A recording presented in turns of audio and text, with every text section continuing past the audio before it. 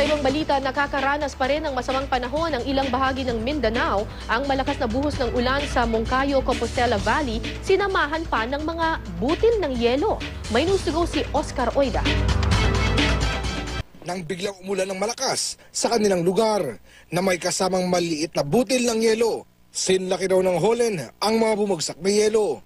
Wala naman nasaktan sa pangyayari at wala rin nasirang bahay.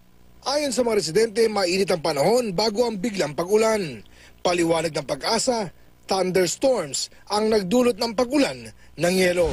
Patuloy namang inuulan ang mga lalawigan ng North Cotabato at Maguindanao. Sa gitna ng pagbaha, pinangangambahang mawasak ang Tunggol Bridge na nag-uugnay sa dalawang lalawigan.